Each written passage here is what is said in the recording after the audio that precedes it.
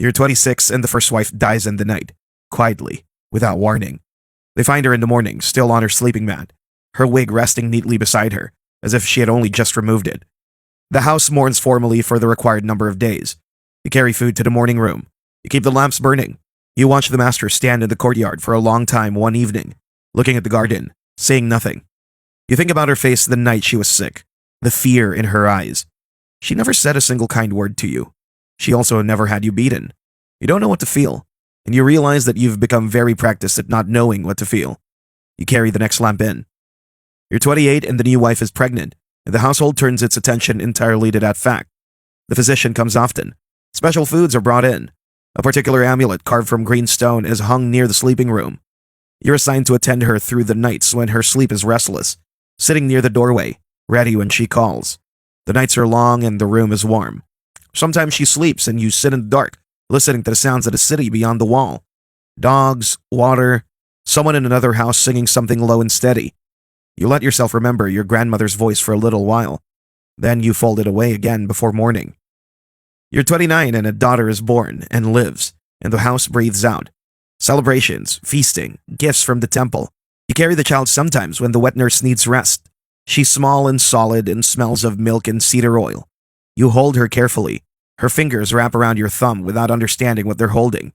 You think about what this child's life will look like. All the floors she'll never have to sweep. All the rooms that she'll simply walk into and own by her presence alone. You don't speak this thought out loud. You have no one to speak it to. You press your thumb gently against her small hand and carry her to the next room. You're 31 and the master is aging visibly now. His steps slower, his voice softer in the evenings. He sits more in the garden and calls for dates and wine and asks for a reader to come, one of the literate servants from the record room, who reads temple texts aloud in a steady voice while the master closes his eyes. You pass through the garden during these readings sometimes, carrying laundry or water. The words wash over you without meaning, sacred language you were never taught. You've been in this household for 15 years.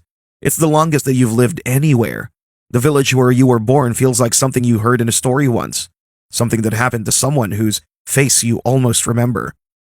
You're 33 and the master calls the household together in the main room. His voice is thin but deliberate. He speaks and the steward translates for those who still need it, though you understand most of it now without help. He's arranging his affairs.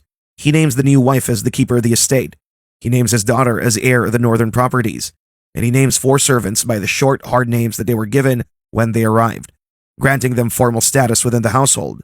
Not freedom, but something adjacent to it. A recorded position. A right to remain. Your name is among the 4. You stand very still when you hear it. The steward looks at you briefly, then looks away.